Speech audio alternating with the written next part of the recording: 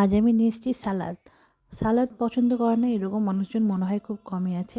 আমার মতো প্রায় সবাই কম বেশি সালাদ পছন্দ করে। আর যে সিজনাল ফল বা সবজি থাকে সেই থেকেই সালাদ তৈরি করে আপনি রেগুলার খেতে পারেন। এতে আপনার হজম শক্তিও ভালো থাকবে আর ওয়েটও সহজে বাড়বে না। আমরা ডায়েটিশিয়ানের কাছে গেলে খুব সহজেই বলে যে দুপুরে খাওয়ার আগে সালাদ খেলে ওয়েট গেইন হয় না।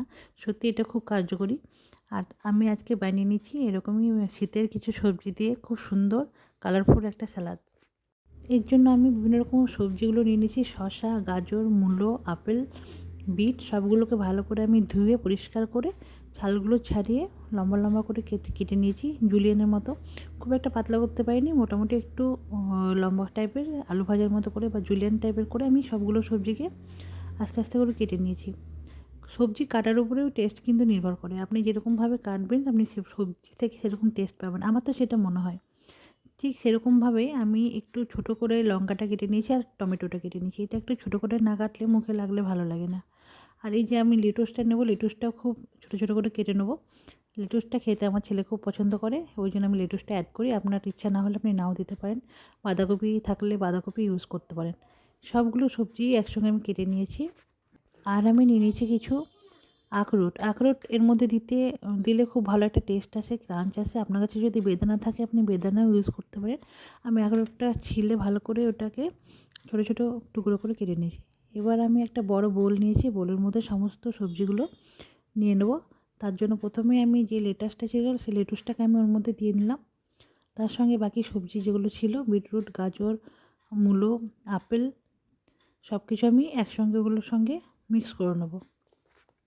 এই স্যালাড দেখেই মন ভরে যায়, খেতে কে না পছন্দ করবে। আমার বাচ্চারাও খেতে খুব পছন্দ করে।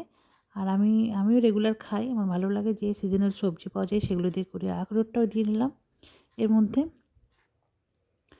আপনি ইচ্ছা হলে দিতেও পারেন, না হলে আপনি একটু বাদাম টাদাম বা যে আপনার বাড়িতে যদি বেদানা থাকে বেদানা দিতে পারেন, সেটাও খেতে ভালো লাগে। এর মধ্যে আমি একটু লবণ, তিল দিয়ে নিলাম। আমার কাছে সাদা তিল ছিল, সাদা তিলটা দিয়েছি। তার সঙ্গে একটু পিৎজা সিজনিং যেটা ছিল সেটা দিয়ে নিলাম। আপনার কাছে অরিগানো থাকলে অরিগানো একটু মিক্স করতে পারেন, খুব সুন্দর একটা স্মেল আসে, টেস্টটাও অনেকটা চেঞ্জ হয়ে যায়। এরপর আমি তিলটা মিক্স করে এর মধ্যে একটু অলিভ অয়েল দিয়ে নিয়েছি। লেবুটাও নিয়ে এর মধ্যে ভালো করে নিংড়ে নিয়েছি। একটা গোটা লেবু আমি এখানে ইউজ করেছি, লেবুটা চেপে রসটা মিক্স করে নেব।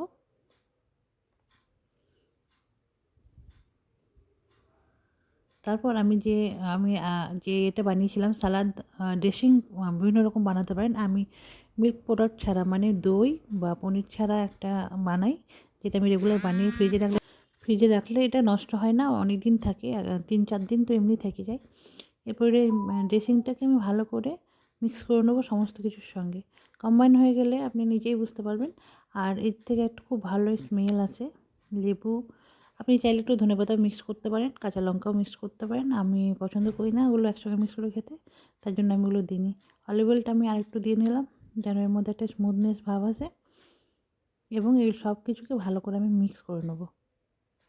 হয়ে গেল রেডি আমার সিজনাল সালাদ। আমি সত্যিই খুব পছন্দ করি খেতে। আপনারাও বানিয়ে খাবেন, দেখবেন খুব মজার হয়।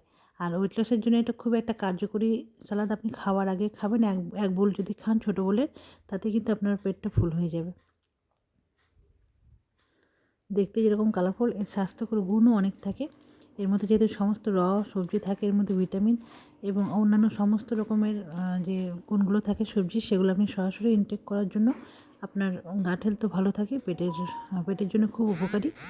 এবং আপনি রেগুলার খেলে আপনি নিজেই স্কিন এবং পেটের অনেক সমস্যা থেকে মুক্তি পেতে পারেন।